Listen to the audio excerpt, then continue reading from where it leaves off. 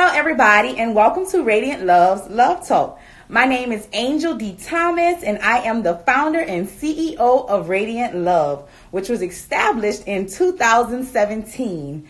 Radiant Love exemplifies the power of boldness, beauty, and self-confidence. I want to encourage everyone to be the best version of themselves. Y'all be bold, y'all be beautiful, y'all be you.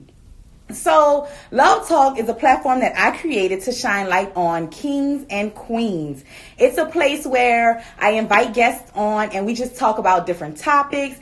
And my hopes are to inspire, to uplift, a place where we can relate, a place where we can agree to disagree. It's just a platform where I want us kings and queens to just shine our lights. Y'all, that is my son in the background. I have to mommy, and I am love talking, so y'all bear with me. So I just want to encourage everyone again to be the best version of themselves. The comments are off so that they do not scroll in the guest's face. So y'all be bold, be beautiful, be you.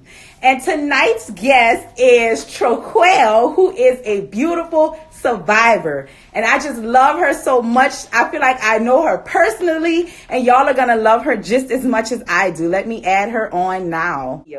Hey! Hey! How are you doing? Good. You look so pretty. Thank you. I just wrapped up a photo shoot. You look so pretty. So Thank you. Thank you so much for being a guest on Love Talk. I am so excited because I feel like I know you personally. You are my friend. I follow you. We're Instagram friends. We're Instagram friends. Yes. So we're just going to jump right on in and get started. Thank you again so much for being a guest. Of course.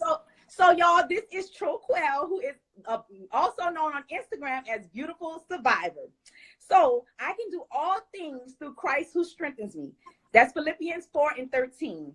God gives the toughest battles to his strongest soldiers. TroQuell knows firsthand the importance of knowing God and putting him first in your life. She is literally a beautiful survivor. And if you haven't checked out her her testimony, it is on her page. You just click the link and watch it. It is beautiful. Yes. Y'all, this is TroQuell. Welcome. Thank you. You are so welcome. So you are a survivor and you are beautiful and you had a life-changing experience that forced you to see who God was firsthand and for who he is. And he is an awesome God. And a lot of times we don't really know who God is. And especially us as young people, we hear about God, but we don't really know about him personally. So as a firm believer in Christ, could you please explain to the viewers and myself the importance of putting God first in our lives? I feel like if you do not put God first, if you're not connected to God, you're going through life without purpose. And life is all about purpose. So it's very important to have a relationship with God to understand your purpose here on earth. And secondly, it's important to have a relationship with God because, we all want to spend eternity in heaven with him. So for me, that's why it's important for us to have a relationship with God. So a lot of times we're told to put God first, and a lot of times we don't know how to put God first. So what exactly does it mean to put God first, and how can we do that? I think how you put God first is just by spending time with him. God is a relational God. He's all about relationship. So that's like me trying to build a relationship with you and never spending time with you. It's important that we spend time every single day we wake up, and we have to decide, I want to spend time with God. I want to get to know God better. And that's how we put God first. I know a lot of people put it in their bio, God first, then family. A lot of that be bogus because they probably don't even have a real relationship with God. So I feel like putting God first is waking up every morning and saying, I'm going to pray to God. I'm going to spend time in the word, or just do a devotional or something because I want to get another glimpse of God. And so God reveals himself to us, but we don't even know the full scope of who he is. We're never going to know on this side of heaven. But every day I get a little bit more of a glimpse of who he is. And so that's how we put God first. Like, just like if you had children, you wake up in the morning, you take care of them first. So we have to take care of our relationship with God first, you know? So yes. And I love how you made it relatable and understandable. You said just like if you're in a relationship with somebody, you have to spend time with them. So to get to know God, you have to spend time with him. And I love how you put that. Exactly. Yes. So I want to talk about peace, because having a peace of mind or just being peaceful is very, very important, especially in today's day and age. Yes. Mental peace. And I have I'm learning how to have peace with worrying about opinions of other people or my own mental welfare. So I'm just learning that peace is needed in our lives. So what is your definition of peace, and how important is having peace in our lives? My definition of peace is not the absence of trouble, but the presence of Christ. So I feel like as long as I'm connected to Christ, like I have peace and joy. The thing is, life is gonna happen to us. It happens all the time, and it's gonna happen to everyone in any given moment. So life is gonna be filled with trouble. But how do we still have peace in the midst of that? And that's by being connected to the Father. And to the Father, only way to the Father is through the Son. So my peace is when I'm spending time with Christ, when I'm really focused on him. See, when I go to getting caught up in the world and trying to please the world, that's when my peace and my joy go out the window, because I'm trying to please people and stuff like that. But when I'm content and satisfied in God, that's when I feel like I have peace.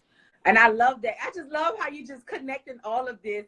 And I am a true believer in the Lord, but I need to get a better relationship with him. Like you said, we have to spend time with him. So when I God don't care. You could go to church every Sunday. You can do all type of good deeds. If you don't know him and he don't know you, when it's time to get into heaven, he gonna say, away from me, I don't know you. Because it's not about us doing good deeds. It's not about just going to church. It's about really having a relationship with him. That's like me going to somebody that I say is my boyfriend just because I know about him. Like, I know him from Instagram. Oh, hey, you my boyfriend. How? I don't even know you. So it's like the same thing goes with God. Like, he really wants you to spend time with him. You know, that's why he sent Jesus, because he don't want to be in heaven by himself. He want people to inherit the kingdom with him. So yeah, spend time with him. You won't regret it. You won't regret it. So yes, and I'm working on that. And you're actually a missionary and a public speaker. And like I said, I feel like I know you personally. I follow you on Instagram, and I am actually trying to pursue public speaking. So I actually want to attend one of your events. Just let me know whenever. Good. I will be there. I try to post them, but I have a few things coming up this fall. So yeah. Yes, I would definitely try to be there. And your first mission trip was in 2013 to New York and New Jersey. And you spoke at 7 different churches. And since then, you have spoken at women's brunches, schools, and you've traveled to places like Nicaragua, Haiti, and South Africa. That is so amazing. So how did you gain the confidence to speak in front of large crowds and truly connect with them? Girl, it was like just thrown to me. Like, I never thought I would be a speaker. First of all, I'm from New Orleans and I have a New Orleans accent. It's horrible, especially when I'm like trying to speak the proper way. Like, it looks like it comes out more. So I never was that person that would want to get in front like of a crowd of people and speak. But it's like after I got saved in 2012, it's like everybody wanted to know my story, especially the people in my church. So the first ever event I spoke at was a brunch, a women's brunch at my church. And one of the women from my church asked me to speak and share my testimony. I was like, my testimony? I didn't even know what that was. Mm-hmm. So a guy from my church, he had helped me put together my story, like, and basically a testimony is your life before Christ, your life, how did you encounter Christ, and then your life now that you know Christ. So he Mm-hmm. kind of helped me put it in perspective of what my story was. And so I spoke at the brunch, and people just like heard about it, I guess. And so other people wanted me to speak. And then, you know, my now adopted parents, it wasn't my parents then, but they were good friends. And so they had, you know, wanted me to come to New York and New Jersey because that was where they was living at the time. So my dad is a pastor, and so he have a lot of pastor friends, and he just asked me to come there to speak, and they had paid for the whole trip, the hotel Wow. cost, food, my plane ticket, everything. And so I went there, and he was like, okay, this is what we got set up. He was like, we're just gonna go there, I'm gonna help you share your story. And he would kind of like lead me in to get me started in talking, because I didn't even know how to start, like where to start. And he would ask Mm-hmm. me a few questions, and then I would just start sharing. And then after I finished sharing, we would open up the floor to allow people to ask me questions. Mm-hmm. And so people started asking me questions. And so that led me to share even more, because, you know, sometimes you share your story and you leave gaps in. So Mm-hmm. I was led to share more. And then after I shared, you know, finished, people come up to me like, oh, I want your autograph in my Bible. I'm like, what? And so that Yes. was my first time speaking, and it was at like 7 churches. I'm talking about, we was all over New York and New Jersey. We was just like traveling all over, and I was like getting to see New York and New Jersey for the first time. So it was like an awesome experience, a Yes. great way for God to like push me into my purpose. And so after that trip, then like it just continued. I never ever had like booking info in my bio, or um like gave out cards or anything. Like people just literally asked me to speak, and I would just be obedient. I wasn't getting paid for it or nothing. I was like, yeah, you want me to speak, come share my testimony, like it's about God. I want to encourage people, so yeah. And so from there, like it continued. Then people was like, okay, what's your honorarium? And I'm like, I don't have one, like I don't know. And so they was like, well, come up with a number for us, like that we have to pay you. So I was like, I called my dad, and I was like, I don't know how much they should pay me to speak and stuff like that. So he was like, just leave it up to them, and Mm-hmm. whatever God give you, just be grateful for it or whatever. So that's how I just been doing or whatever like that. And so now I do ask for an honorarium before, you know, making that commitment, only because I have a ministry that I'm trying to fund. And so and you know, Paul says pay the workers of God. So, you know, yeah, but now I'm getting paid to speak. It's just like it's like fell into my lap, honestly. It's nothing I planned. And I got chill bumps just listening to it. Because, and I like what you said, you didn't even, you weren't expecting to speak, it just fell into your lap. Yeah. And it's just crazy how God shows us how we may think we have one thing planned in our life, but he is going to show us, this is what I have planned for you. Oh, And that exactly. is just amazing, He amazing, does that to amazing. me all the time. I don't even really make plans anymore. Yes, yes. So, how has traveling to different countries changed you? It it made me more cultured. Now that I travel so much, like I'm not content in a place. So it changed me in that way, where I always want to see more now. Mm-hmm. Also, it made me more culture, you know. I don't speak other languages or nothing, but I can say a few words in Spanish. I can say a few words in Basotho, that's the African language. And so just being able to go and see God at work in other parts of the world just kind of encouraged me even more in my relationship with God. Like when I went to Haiti for the first time, honestly, I went there 2014, the year after New York. And when I got back from Haiti, I really started reading my Bible every day, Mm-hmm. because I was still not a mature Christian, and I had gotten saved in 2012. And so Mm-hmm. when I went to Haiti in 2014, and I was connected with these other people from different parts of the United States, and we all were there.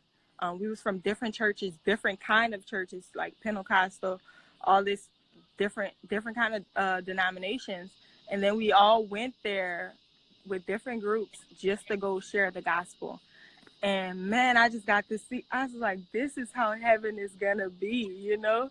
And so that encouraged me. I was like, man, I gotta get serious about my relationship with God. Like, because I wanna go to heaven. And so yeah, it just drew me closer to God, and I've been connected with so many amazing people. A lot of my speaking engagements that I get is from these mission trips. So I will go on a mission trip. A lot of times we're partnered with other groups from other parts of the states. And then they would hear my testimony while I'm on mission. They were like, oh man, like when we go back to the States, could you come to Nebraska or could you come to Tennessee? So do you encourage traveling to other people? Yes, you should travel. Everyone should travel, especially if you want to like experience other things, because like I tell people all the time, like there's more to life than New Orleans, like second lines and DJs and clubs and, you know, HOB and all that. It's cool. You know, there's no place like New Orleans. Don't get me wrong.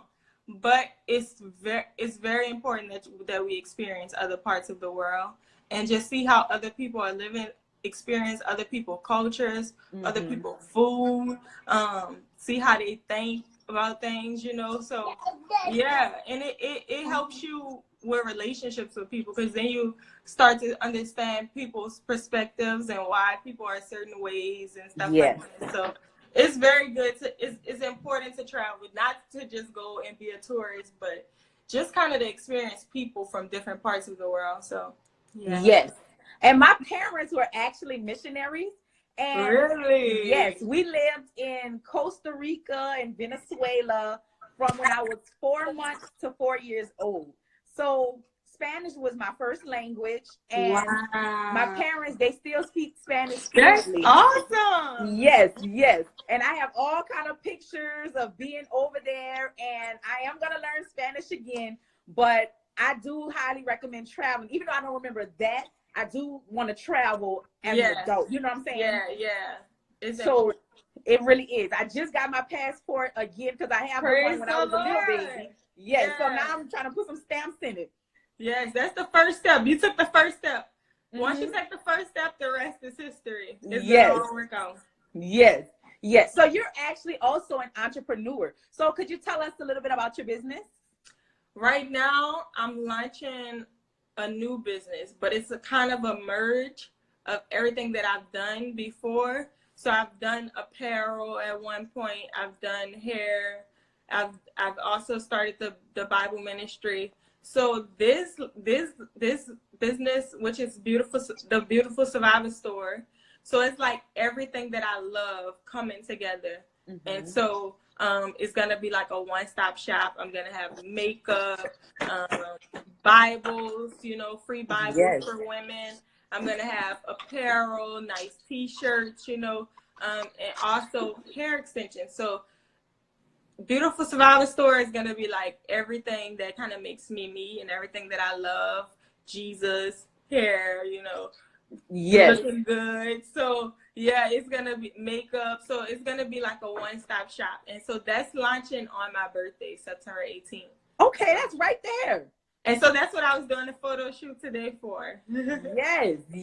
That is gonna be beautiful. I can't wait. Thank you. You are so welcome. So you actually just talked about the Bible ministry that you had. Yes.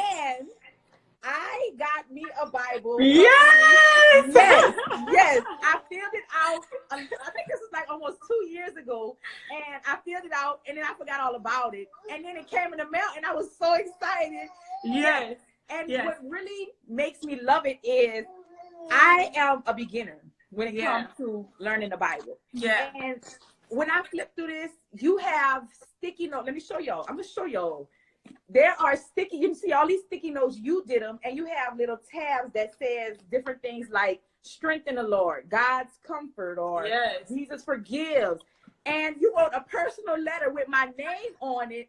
And I'm just like, wow, I am just still so amazed. And so let me tell you something though. See, that one, I can tell by the writing that that's my best friend's work. So me and her started it together. And so some Bible she sent out, but I always could tell by our handwriting. So that one is from her, but it is from our ministry. It's from the Bible ministry. And yeah, like we want to give people a starting place. A lot of times people have a Bible, you know, we've all had them in our house growing up, but they don't know where to start when they get it. How does this Bible relate to me? Like, this is an old book. So we try to give people a starting place to read and like a little bit of encouragement to start, because we believe once you start reading the Bible, then God is going to do the rest of the work from there, and you're going to be sold. So, but it's hard starting. That's why I told you the fact that you got your passport, that's the start. Like, the rest is history.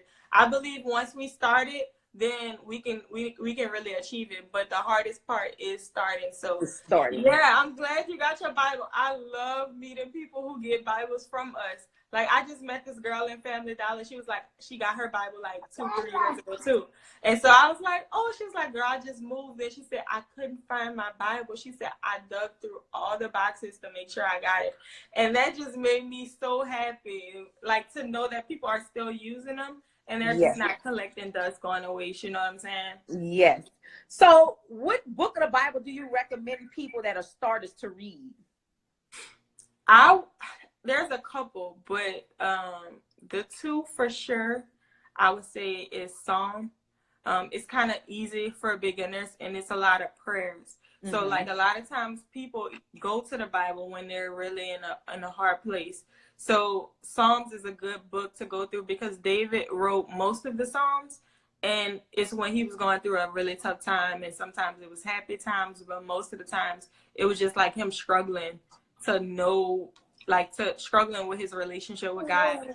So I kind of point people there because that's like the easiest to read and is most relatable. But then I would say Mark is the next book that I would recommend because it's the gospel of Jesus, his life, his ministry, his death, his resurrection. And then the book of Mark is not overwhelming. They don't give you a whole lot of information that you just get overwhelmed by and like, I don't want to read this. This is boring. But he gets straight to the point of like who Jesus is, what he did, like how he did it, and then his death and his resurrection. So Mark is an easy read. It's like 14, 15 chapters. Okay. And so yeah, I usually read a chapter of the Bible every day. And so if you start there, is history. Because like once you start reading the Bible, a lot of people kind of try to start at Genesis. Genesis is not a good book to start in because it's overwhelming with information. Yes. Because God is trying to like tell you how the world was created, how he chose the Israelites and stuff like that. So it's a lot of like content. And so that's going to be overwhelming for a new believer, for a new person reading the Bible, especially a person that's not a reader like I was. So I do not say start in Genesis and that Revelation. I never read the Bible like that. I just go to the book that God kind of leads me to or whatever I'm kind of going through or something like that. But I always read the books in full because that's the way you understand the context and the full story. Because if you read a little verse or just a chapter, you don't know what happened in the rest of the story. And then you could try to manipulate it and make it about you or make it into something you want to share about faith or something like that. But you don't even know what the person went through before this or after this. So it's important to read the whole book. Like, so if you do read Psalms, like start with chapter 1 and then go all the way through it. And it don't matter how long it takes, just finish it. And if you start in Mark, just kind of go all the way through it so you know the full picture and like the full story. Yes, yes. So how did you and your best friend come up with the Bible ministry? So I actually came up with the idea, and Sarah, she is my best friend. Like she's just gonna ride with whatever or whatever. But especially this because she loved the Lord like so much, and she loved scripture, she loved the word of God. So what happened was like I always would like share scriptures as I was learning on Instagram and stuff like that. And so people kind of started to realize that I was changing and that my faith was different and stuff like that. So a lot of people would come into my DMs and they would be like, girl, I'm struggling with this. Could you pray for me? And so I would pray for people, you know, some people I didn't know, some people I knew. some people I was enemies with at one point, like before I got shot, and they were coming to me like for prayer requests and stuff like that. And I was like, people must really see something in me, and they must realize that I really take this serious. So I had put a post up one day, and I was like, if you would like a prayer request, like if you have a prayer request and you want me to pray for you this week, like let me know. I'll write it down, and I'll be praying for you every day this week. And so I was like, or if you just want a Bible, because a girl had asked me for a Bible before. She's actually one of my good friends now. Her name is Tanil. So Tanil had came in my DMs. Her dad was really sick, or he had just passed. I forget which one. But she was like, girl, I just need God. I need you to pray for me. And she was like, what scriptures you recommend? So I was like, girl, I'll do you one better. I was like, could I send you a Bible? And so she was like, yes, of course. So I went bought her a Bible, and then I just started highlighting scripture about like healing, about grief, about debt and what it means and stuff like that. And I sent it to her. And so I made that post right after that. And I was like, if anybody need prayer requests or a Bible, like I'll get you one if it's that important, And so, girl, I got like 20 messages. So wow. It was like, girl, like 4-page letters of like what people was going through. And so I was like, wow, this is overwhelming. And you want to be realistic. Like, I couldn't pray for all those people. Like, it was going to be too overwhelming for me. So I called Sarah, and I was like, okay, I got like 20 people in my DM saying they want prayer and they want a Bible. Mind you, also, Bibles are not cheap. They're expensive. Right. And the Bibles that I was getting at first, they were like $16 to $20 a Bible. So, because we was going to Books A Million, girl. Like, we were so crazy. But we was like that. We was just that radical. We was like, man, if this is gonna encourage people to know God, like, let's go do it. So I called her, and I was like, could you help me buy some of these? And she was like, yes. So we both, she came pick me up. We went to Books A Million. We just bought a bunch of Bibles, and we just sat in my house and just started going through them, highlighting scripture, writing sticky notes, all that kind of stuff. And then we sent those Bibles out, and we was like, okay, cool. And like, we felt good about it, Then like, the girl would tell her sister, and her sister would like, yeah, I heard you gave my sister a Bible. Like, I'm going through some stuff too. So, and it just kept going from there. Like, and it just blew up. Honestly, the first year that we had the Bible ministry, we sent over 5,000 Bibles to people. And that's not even including, we pay for everything too. The shipping, the Bible, everything, the markers, everything. And that's not even including like when I would do pop-up shops or something like that. If I would go and be a part of someone pop-up shops, I also was like bringing dozens of Bibles with me. And so we never even got a count of those Bibles. But yeah, and we had made a GoFundMe. So we was like, girl, we don't even have money like this. Like, Bibles are expensive. We still was going to Books A Million. And so I was like, we got to come up with something. So I was like, let's get some shirts and sell the shirts in order to pay for the Bibles. And so we started a GoFundMe mainly for our church and like Christians. We didn't want like non-believers to donate. We wanted people who knew the Lord and understood the importance of this ministry. So we started a GoFundMe, and we probably got like $500 donated. But we went to church, and people was like, I saw the GoFundMe. How can I help? Like, how many Bibles do you need? So they were like, our church members were buying Bibles. Then they were also like donating personal money to us. So once we got like so much money on GoFundMe, we just bought a bunch of shirts. But before we even bought the shirts, I fasted and I prayed, and I was like, Lord, I want to get 5 shirts that's gonna like glorify you, that's gonna sell, and that's gonna be cute. So I fasted and prayed from social media, TV, and also food. So I was just like straight water, no social media, no TV. I was just in my room in the dark, just like reading the Bible, and praying. And girls, like, visions came all at once while I was reading my Bible. My head was under the covers, and I had my phone light on, and I was reading. I started praying, and it was like visions coming straight across my face of like what was going to go on the shirts. So I grabbed my phone and I started writing it in the notes. And I was like, okay. So we went to the lady and we was like, this is what we want to put on these shirts. Put them out there, and they sold. And so every time they sold, we were just buying more Bibles with the money. And so that went on for 2 years. So yeah. Wow. I got chill bumps just listening to this. Oh my goodness. That is amazing. And I'm just so happy I was able to get a Bible, because y'all don't understand the impact that y'all have made, especially for people like me who are new with the Bible. So I just want to give y'all kudos, give y'all love for that. You and Sarah, because that is amazing to know that y'all have touched so many people, and y'all really sat there and wrote. I wish everybody can just see, like, the amount of tabs and notes in these Bibles. It is amazing. And so the thing is, why we kind of backed away from it is because and we're relaunching it, but it's because people started growing like impatient with us. So as we sent out more Bibles, it got more popular. And then I feel like a lot of times people didn't even really want a Bible, but they knew somebody that had one. So there's like, why not get a free Bible, you know? So we had like 10,000 emails, because we had transformed from Instagram. It was like, you have to email us to get one. And so it was like 10,000 emails. We couldn't keep up with it. Shirts wasn't selling fast enough. We both still was working and doing other stuff, still traveling, because we both travel for mission. And so it was like overwhelming. And then people were kind of impatient.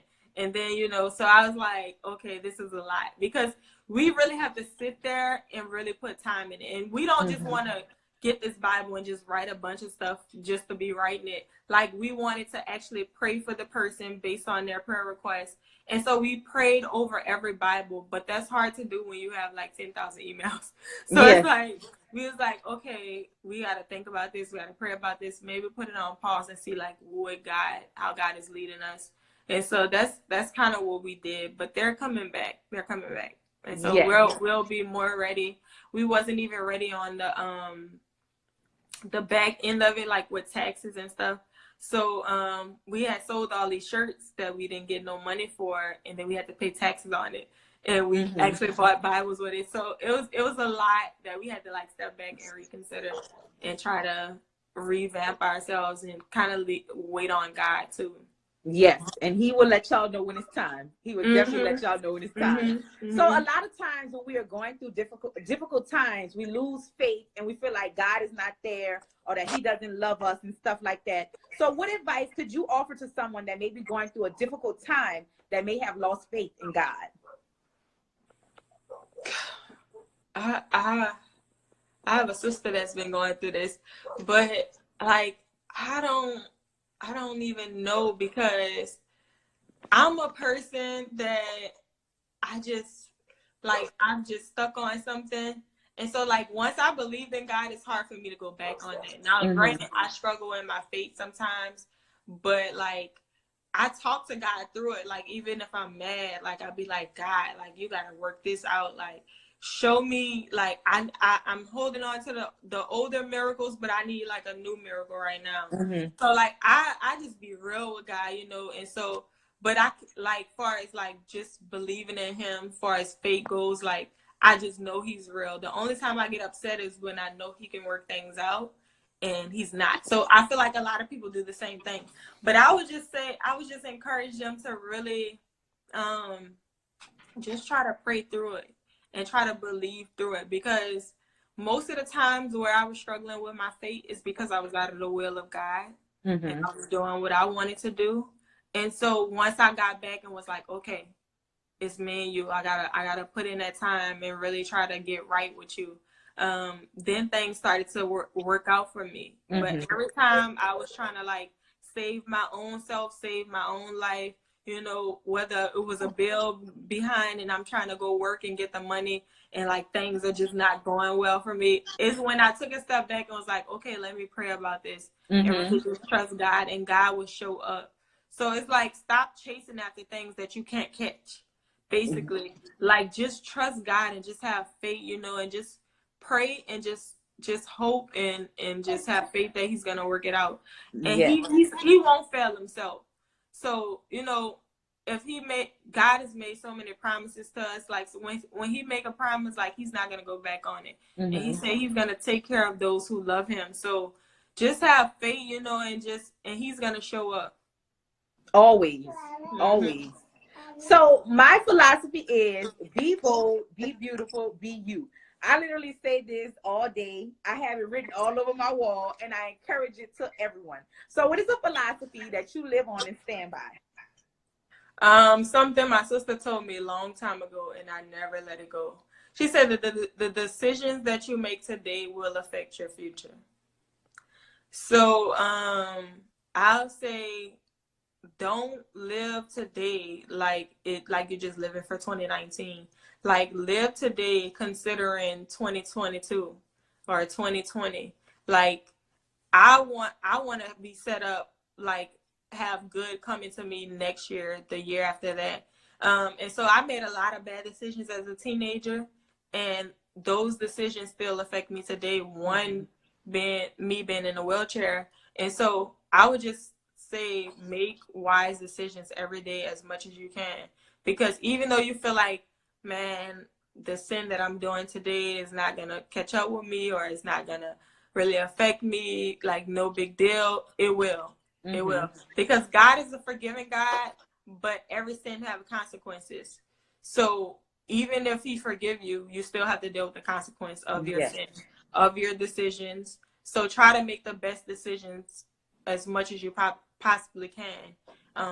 And that goes back to character too. So if you making the best decisions, you're building up your character too, and just saying, I'm not going to be an ill person. Like, I'm always going to do good as much as I possibly can. So yeah, the decisions that you make today will affect your future. So that's what I kind of live by.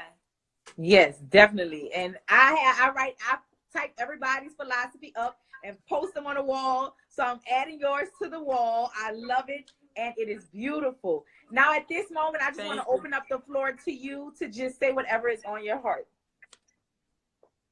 Really, I don't have too much to say. I think we covered a lot, but I just want to encourage young people really to have a relationship with God. Like, it's not something that you will regret, because man, God changed my whole life. Like, even though I'm in a wheelchair, like, my life now is so much better than my life was when I was walking. And it's not because of me being in a wheelchair. It's because I now have Christ. So, man, a relationship with God is so important. I feel like a lot of times we feel like we're young. Life is never going to end for us. Like, you know, we want to have fun. We want to live for today. But we can't live like that. We can't live reckless like that. Like, we got to set up our savings in eternity. I'd say, like, you know, live like you want to be a part of heaven. And so, yeah, like, make sure, I don't care how old you is, like, it's time to get a relationship with God. Like, it's important. If you want to see life in a new way, if you want to see the way that God is working through the world, like, and not look at the world as an ill place, like, it's time to get a relationship with God. Like, if you want to walk through life with purpose for a reason, like, get a relationship with God. So that's what I say. Like, just, if you are watching this, like, go and just talk to God tonight and just ask God, like, what is it that you want me to do? Like, how could I better serve you? How could I really give you my life? A person that's holding on to their life is going to lose it. The person that loses their life for the sake of Christ will find life, new life. So surrender. Like, your life ain't all that. I promise you. You ain't seen nothing yet until you really have a relationship with Christ. And so, yeah, that's what I didn't know. And I always kind of knew God, and I always went to church, but I didn't have a real relationship with Christ, and I had never really fully surrendered my life to him. So after I got saved, so yeah, I feel like you're talking directly to me. I am, but we are live. Yes. So I definitely need to build a better relationship with Christ, and I love how you put everything you said into perspective, into something that I can relate to and understand. You know what I'm saying? And I do have this Bible, and I'm putting it to work. because I feel like God has placed me in a position and I need to fully know him by There's starting Love hope for the Talk. future. Yeah, it Yes. don't matter like where you come from. There's hope for the future, and like when you have Christ in your life, like God don't just want to give you heaven. Like he also want to see you have good things on this side of heaven that he's purposed for you. Mm-hmm. And that's not saying everything is going to be peaches, because Christ said in this world you will have trouble. Take heart. But at the same time, like when I was younger, like my mom was on drugs, my dad got killed, so I didn't really go through life having a plan or thinking like things were going to be gravy in my life. I was willing to accept my reality. And Mm-hmm. you don't have to do that when you're in Christ. Like you don't have to accept your reality or your past. Like God can give you a future. God will give you a future. So now even, most of my family, they haven't even been married, and stuff like that. Like I even have hope for things like that never even crossed my mind as a young child, as a teenager. Like I just knew I, be a baby mama. So I'm like, you just accept, Mm-hmm. what you're surrounded by. But now it's like I have hope for the future, and Yes. and just knowing that God is gonna be there because He's here, He's then and He's forever. So it's like I don't care. Like I just know there's hope for the future. Yes. God is an Yeah. awesome God. Yes. Yes. So I just want to thank you so, so much for being a guest on Of Love course. Talk. Of And course. I am so inspired by you. You may not know this, but you inspire me, and I know you inspire a lot of other people. And I want to encourage you to just keep doing what you're doing, because Christ is really doing awesome things in your life, and it's showing and it's pouring over into us. So just keep doing what you're doing, because we're loving it. And I'm looking forward to any engagements that you have. I do live in Yes. Houston now, but it's nothing to take a Oh, drive. you No, do? it's nothing to take a drive. It's nothing. It's nothing. So I'll be looking for that on your page. And I just want to thank you so much again. Thank you Thank, for having me. I love what you're doing. Like keep up the good thank work. you. This is just the beginning for you. Yes. Like you haven't even scratched the surface. Like God has bigger things in store. So just keep being faithful. God said whoever is faithful with little will be faithful with much. So be faithful with your start, and it's gonna get bigger, your platform and everything. Yes. Thank you Thank so, you for so much. having me. Thank you. And you God have a bless great you. night. Good night. Good Good night. night.